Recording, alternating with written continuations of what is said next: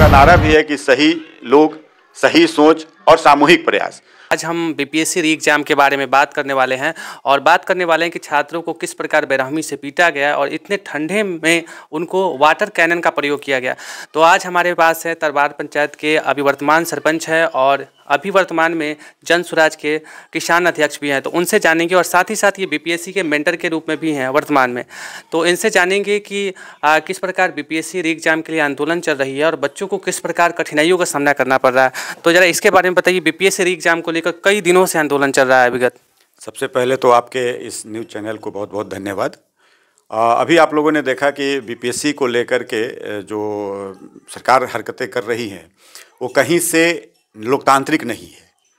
लोकतांत्रिक तरीके से माननीय प्रशांत किशोर जो है बच्चों के हित में, इवन दो कि बिहार के हित में, अगर गुणवत्तापूर्ण शिक्षा जो अभ्यर्थी रहेंगे, जो सिलेक्ट होंगे, अधिकारी बनेंगे, तो स्वाभाविक सी बात है कि बिहार का उससे विकास होना है। अच्छा, बिहार में कहाँ तक लिखा है कि ये इतने लोकतंत्र में, ये ठंडे के मौसम में पानी के एक तरह से कैनन चलाना और बेरहमी से पिटना, ये लोकतंत्र में कहाँ लिखा है कि जिस प्रकार सरकारी अत्याचार कर रही है?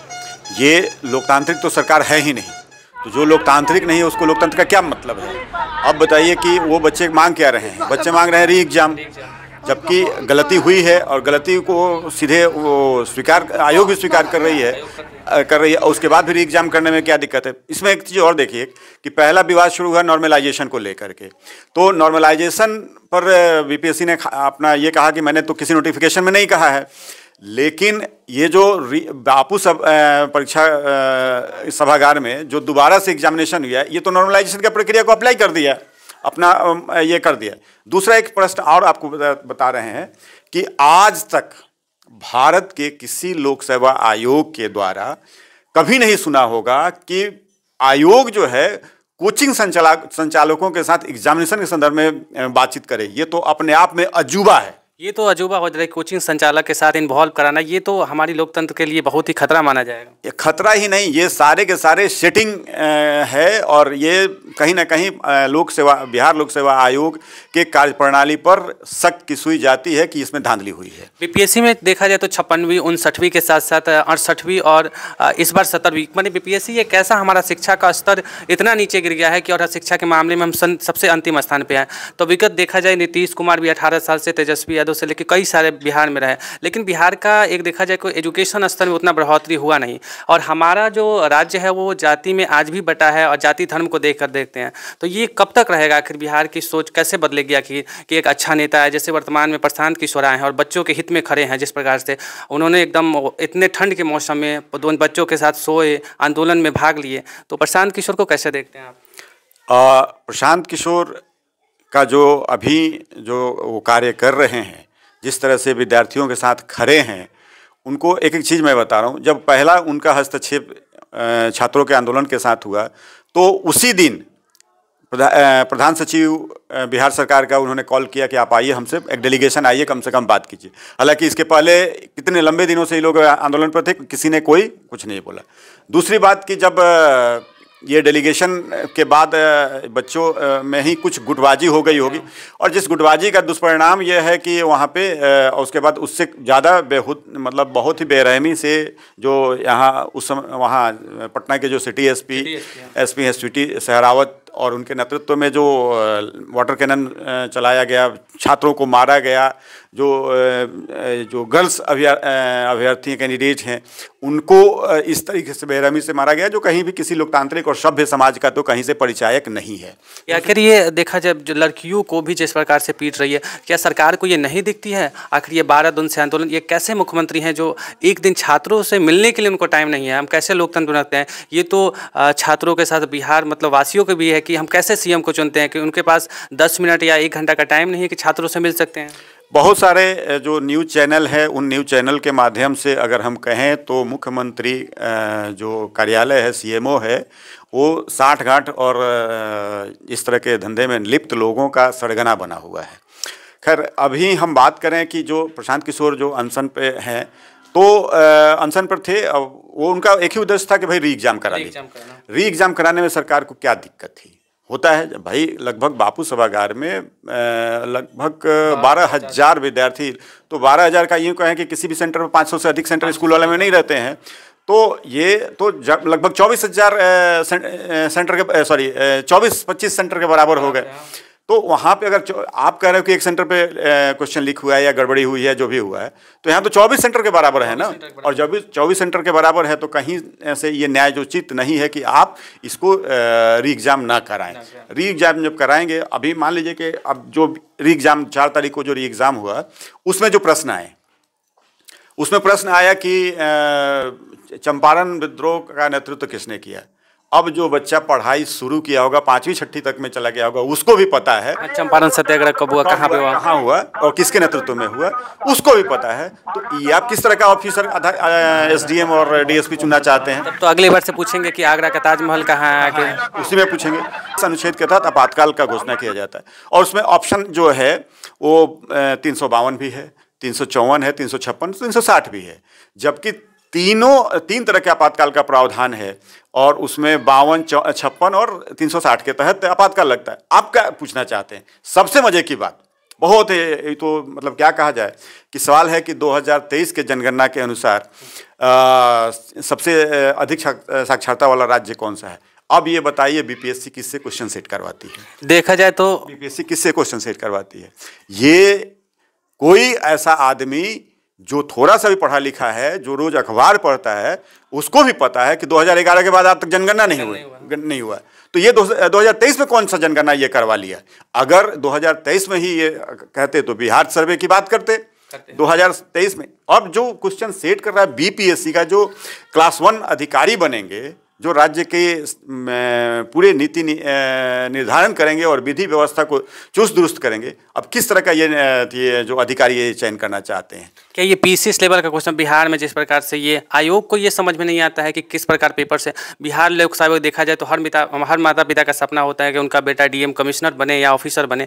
तो ये किस प्रकार से ये स्टैटिक देख के तो हम रेलवे का एग्जाम नहीं दे दे, इस प्रकार से क्वेश्चन है। और वो एक क्वेश्चन था कि 2023 की जनगणना के अनुसार, मतलब ये 2023 का जनगणना कब हुआ ये भी नहीं मालूम है बिहार सरकार को।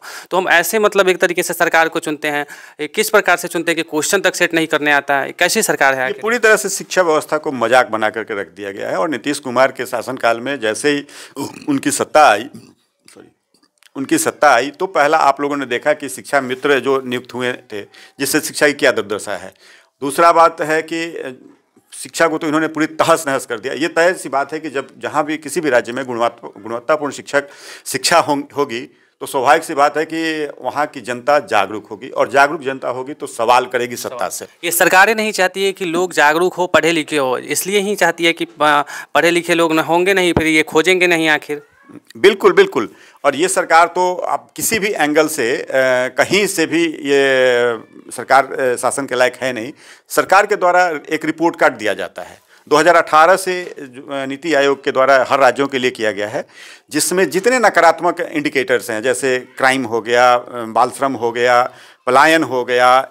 पलायन में भी 2 तरह का पलायन है। एक तो हम अपने इच्छा से अच्छे जॉब के लिए जाते हैं, लेकिन उससे ज़्यादा टेंशन है कि जो डिस्ट्रेस माइग्रेशन है, जो मतलब तनाव में हम पलायन करते हैं मजबूरी में कि यहाँ से हमको काम नहीं मिल रहा है, उसमें जो है वो नंबर 1 पे है। एक और मजे की बात आपको बता रहे हैं कि बाल श्रम में सबसे आगे नंबर पर है बिहार, और बिहार की गरीबी का एक बहुत बड़ा कारण है। आपको एक चीज़ बता रहे हैं, आप लोग इस पर विचार कीजिएगा कि अगर एक जो बाल श्रमिक जो होता है ना, वो 3 लोगों का रोजगार खाता है, 3 युवा का रोजगार को खा जाता है, तो बेरोजगारी को बढ़ाने में बाल श्रम का बहुत बड़ा योगदान होगा।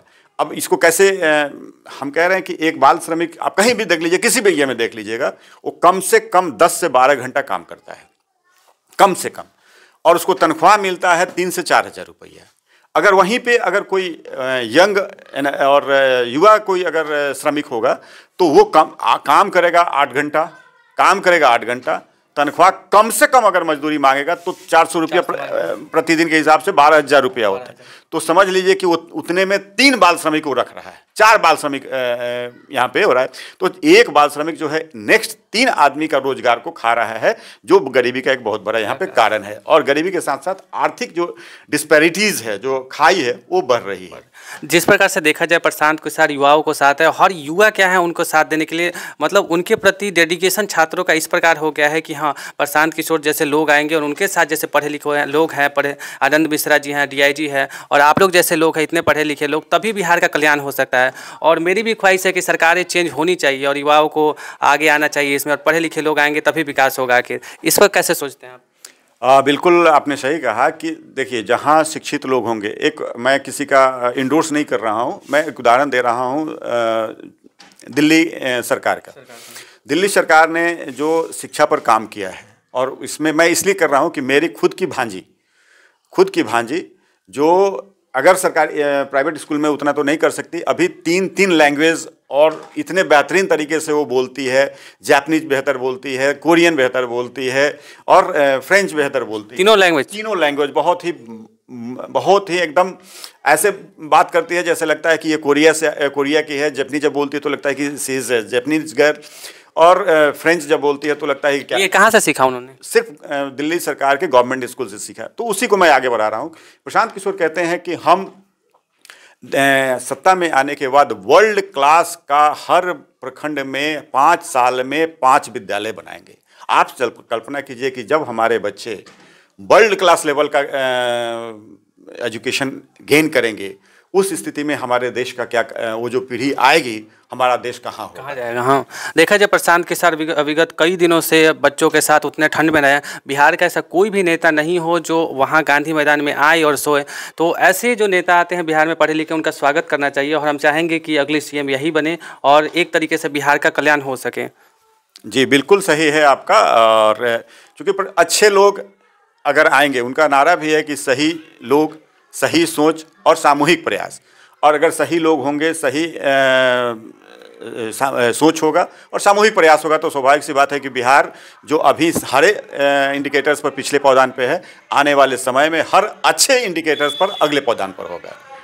यही थे जन स्वराज के वर्तमान में आप किसान अध्यक्ष थे, और इनसे जाने और किस प्रकार ये सोचते हैं। इन्होंने बताया